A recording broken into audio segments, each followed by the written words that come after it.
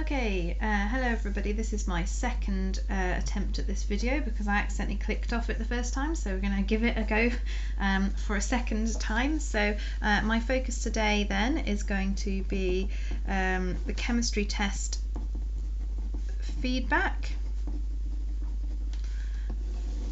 Now again, I was really happy, just like I was with the biology test, at the kind of level at how well you guys had tried with the chemistry, and there was loads and loads of really good stuff here. So there are only really kind of two main focuses that we need to kind of cover. So those are the changes of state, so moving between the states, and secondly, which was came up in two different questions and both caused problems, is the kind of temperatures where these changes of states happen. Okay, so we have got down at kind of the lower end, we've got the melting and the freezing points, and you also have at a higher temperature what's called the boiling point. Okay, so I'm going to start off with a quick recap of the three states and what it's called when we move between them, and then I'm going to try and link that to these temperatures. Okay, so because they're temperatures, I'm going to be talking about degrees centigrade or degrees Celsius when we're talking about these different points. Okay, so just as a quick recap then, we have got three states of matter. We've got solid, and if we were to look at the particles in a solid, we would find that they are very uniform like this. They're all touching, they're vibrating in position, okay, like that. Then we've got liquid, and they're also very close, but they're not going to be vibrating in position, they're going to be moving around one another.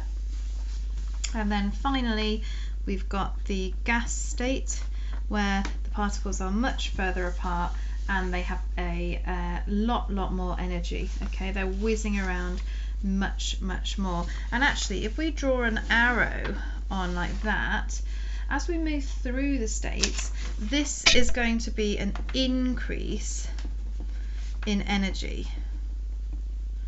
So the energy is going to increase as you move from solid to liquid to gas, and in fact also an increase in temperature. Okay, so it's going to get hotter as we move from solid through to gas, depending on which one you're looking at. They've all got all the different things have got different melting points, different boiling points, etc. So if we just take ice as an example, solid is going to be down in the kind of freezing end, isn't it, below 0. Liquid could be anywhere between kind of 0 degrees and 100 degrees, and 100 degrees it will start turning to a gas. So as we go through the states, we also increase the temperature and we increase the energy. And if we were to go that way, it's the opposite. Okay, so this is a decrease in energy and consequently a decrease in temperature, which relates to how much energy each of our particles has. Okay, it's not quite the same thing. This is a number that we're going to put on that kind of tells us how much energy there is in that system. Okay, so very quickly then, if we go from a solid to a liquid, that has a name, so it is melting. If we go from a liquid to a gas, then we are evaporation. Okay. If we come back again, if we go from gas to liquid, then we are going to condense. And if we are going from liquid to solid, then we've got freezing. Okay, so those are the states. Now we did talk about deposition and sublimation. We're not going to cover that at the moment, although I'm going to link a little video to remind you of those onto this. Okay, so another little video for you to watch. Now, each individual substance will have a point where it changes between either solid, liquid, liquid gas, or back again, okay? And that will be at one of these points up here. We've got melting and freezing points, and we've got the boiling point, okay? So the melting and freezing point is whatever temperature it is where solids turns to liquid or liquid turns to solid. Now what's quite interesting about this is that the melting and the freezing point are the same. Okay, so for water, the melting and freezing point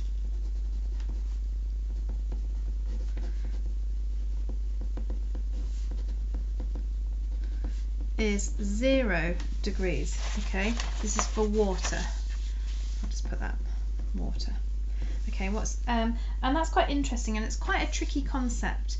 Now, at 0 degrees, what that tells us is that either we've got a change of state from ice to liquid water, or we've got liquid water turning to ice, okay? And that will, if you put a thermometer in, when that process is going on, the transition between them, that will always, it will remain at 0 degrees the entire time, okay? So it's not like, let's say we put some water into the freezer. Now freezers are generally something around -18 degrees, something around that, okay? So what will happen is our water will have started off at whatever temperature the room is. Probably, let's say I put some 20-degree water into the freezer. It doesn't instantly kind of change to ice, does it? It takes time. And what's happening is that liquid water that I've just put in the freezer is actually losing energy, okay? It's going to be losing energy to its surroundings because they are so cold, okay? And we did talk a little bit about how energy transfers from hot to cold. So the water is warmer than the freezer, and so the energy is going to be leaving. Oh, sorry, that was my door. So energy is going to be kind of leaving the system, okay? Now if energy is leaving the system, we're going through a decrease in energy, okay? So we're going this way, and our liquid water will turn to ice, and it will turn to ice at 0 degrees. So when the liquid comes down, if we were to draw a little graph of it, let's say we've got our temperature here in degrees, and our time, let's say in, I don't know, minutes. Okay, so I put my 20 degree, let's put some scale on here, so 0, let's say 10, 20, and in fact, let's go down a little bit to -10. Okay, so I put my 20 degree water into the freezer. It starts to drop down, don't really know how long that'll take, gets to 0, it's reached the freezing point. What will happen then is it will stay at 0 degrees. I've got a better pen to show you this. I think you can sort of just about see that. It will stay at 0 degrees whilst it changes state. So it's going to change to a solid, isn't it? It's going to change to ice. And only then, after it's completely ice, will it start to come down, and until it reaches the temperature of the freezer, which we said is about 18 degrees. When it gets there, it's just going to level off because that's the point, the temperature of the freezer, okay? But whilst it changes state, it has to stay the same temperature. Now if we were to do the opposite, let's say we took the ice out of the freezer, okay, so it starts off at -18 degrees. I wonder if I can do another little graph here. So I'll do the same thing in the space here at the bottom. So here's my same graph, okay, but rather than temperature 0 degrees, let's say there's 0, there's 20, that's the room, and this is -20, whoops, you can't see it, which is the temperature of the freezer. For argument's sake, to make everything easier, I take the ice out of the freezer. Now it is the temperature of the freezer. It's going to start warming up because it is going to increase in energy. It's going to gain energy from its surroundings. Okay, it's still ice, still ice, still ice, still ice, because it's below the freezing point. Okay, so this is all ice down here. It gets to 0, and what happens is the same again. It's going to change state. Okay, it's going to change state at 0 degrees. So this is going to be changes to a liquid, and only once it's all a liquid will it start to increase until it gets to the temperature of the room, and then it will remain at that temperature, okay, unless you heat it. So it doesn't matter whether that they're the same point. It just depends on what's going on. If you are removing energy, you've put it into somewhere cold and the energy is being lost, then at 0 degrees we're going to get a change to a solid, okay? But if you have taken it out of the freezer and you're actually gaining energy, there's energy in the room, much more energy than in the freezer, it's going to hit the ice, it's going to give the ice energy, and so it's going to remain at 0 whilst it changes to a liquid. So both freezing and melting points are exactly the same, and it depends entirely even on whether you are increasing the energy or whether you are decreasing the energy in your system. And whichever one it is going to dictate whether or not the liquid is freezing or whether it's melting, but it is going to be at the same temperature, okay? Now, if you have gone past the melting point of your substance, so let's stick with water, if we've gone past the melting point, so if it's at 2 degrees and my melting point is at 0 degrees, if I've gone past it, if I'm above that temperature, then it tells me it has to be in its liquid state, okay, and it will remain in its liquid state until we get to the boiling point, okay? So the boiling point is where we get the complete change from liquid to gas. So for water, that is 100 degrees. So if the temperature is anywhere between and you know it's been melting, if it goes from 0 to 100, you know it's going to be in a liquid state. Once you go past the boiling point, we've gone through the next change of state. So we've changed from liquid to gas, okay? And exactly the same thing like down here, if we were to look at boiling points and condensing points, then again at 100 degrees it's going to stay at 100 degrees until it's all turned into a gas, or until it's all turned back into a liquid if you're looking at condensing. It's exactly the same concept, and again it depends entirely on whether you are increasing the energy or decreasing the energy. If you get to 100 degrees and you are increasing the energy, you're going to get all of your liquid turn into a gas. If you have got to 100 degrees and you're decreasing energy, you've put it in a colder place, then you're going to get all of it condense, and only then is it going to go below 100 degrees, and once it's all a gas, go above 100 degrees. It will remain at 100 degrees whilst the change in state happens, okay? So for that reason, the boiling point and the condensing point are the same, the melting point and the freezing point are the same. It entirely depends on what's going on in terms of putting energy in or taking energy away, losing energy to the surroundings. Okay, so where this leaves us with then is some questions that were not done very well in the test. So the first one was a very straightforward one here.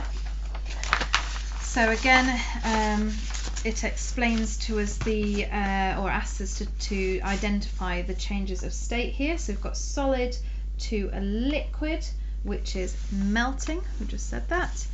Liquid to a gas, which is evaporating. Gas to liquid, so cooling down, we are going to get condensing. And liquid to solid is freezing. Okay, so that was all done okay, and actually loads and loads of you got those right. This is the bit that then confuses, okay, because I think it's this misunderstanding of the fact that freezing and melting point are the same. So Kate made some ice cubes from pure water. She used a sensor to measure the temperature of the ice. Okay, so here's the ice. The ice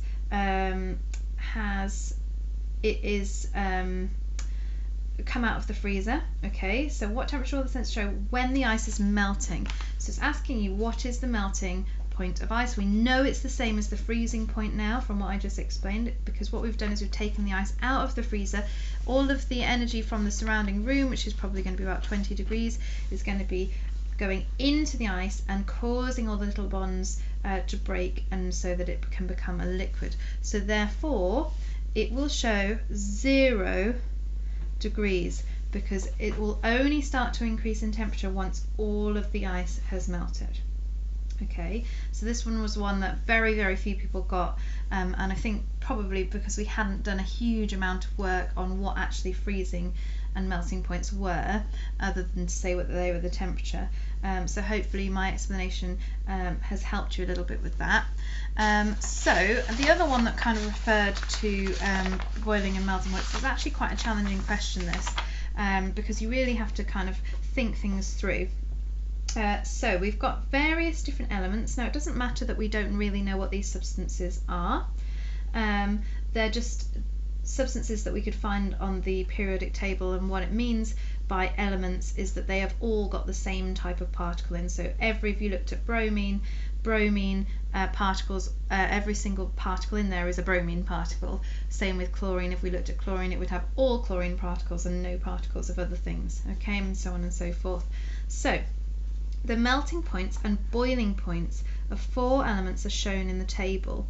Complete the table to give the physical state, solid, liquid or gas, of each element at room temperature. And it tells us that room temperature, I think we talked about it a few lessons ago, I said it's generally about 20, so they've said it's 21. So this room is at 21 degrees. So what they are asking you is, what state is the bromine in at 21 degrees? Okay, so you have to really really think about this.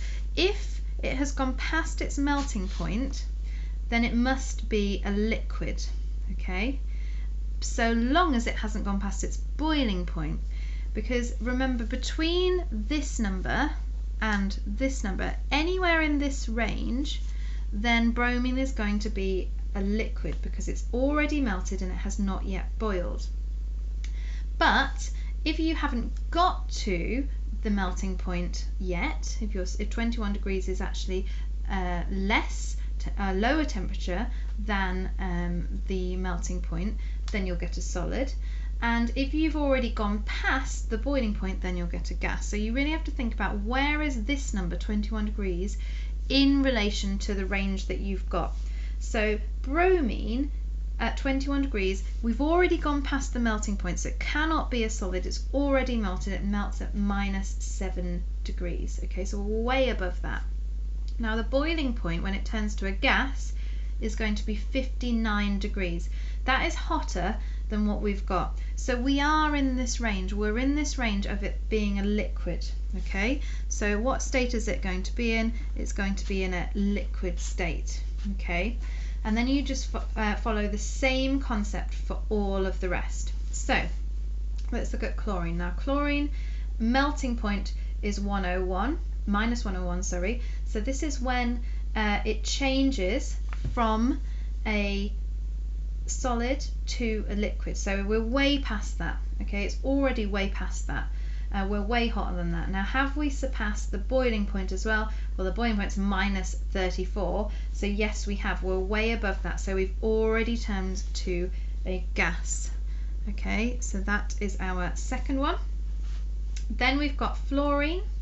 Same thing again. These are both really negative, really cold temperatures. We're way above -188 with 21 degrees. So it's much hotter.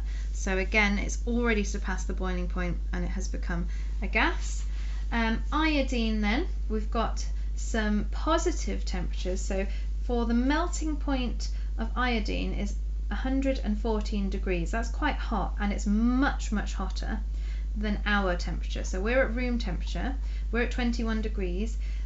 It has not melted yet, because to melt it needs to get to 114 degrees. So if it hasn't yet melted, then it must still be a solid. Okay, so that's the kind of concept. I'm going to give you some questions tomorrow to have a go at this kind of idea, trying to kind of find whether something's liquid, gas, solid within a range of temperatures. Okay, so to kind of summarize then, several things to remember. Firstly, the melting point and the freezing point are the same. Okay, so bromine would both melt and freeze at -7, and it entirely depends on what's going on. So if you are removing energy, if you put it somewhere colder than -7, then it's going to be freezing. But if you have taken it out of somewhere cold and you've put it somewhere warmer and it's gaining energy, then it's going to melt at -7. Okay, same if we were to look at the top end with boiling and condensing, it's either going to be changing to a gas at 59 or back from a gas to a liquid at 59, depending on whether or not you're putting energy in or out of the system. Okay, I think we'll leave it there for today with the chemistry. And I'm just going to do this one as well, because again this one was one of the ones that wasn't done very well. So bromine can be solid, a liquid or a gas depending on the temperature. In which physical state will 10 grams of bromine store the most thermal energy? What that means is, in which physical state will it be the hottest? When will it have the most energy?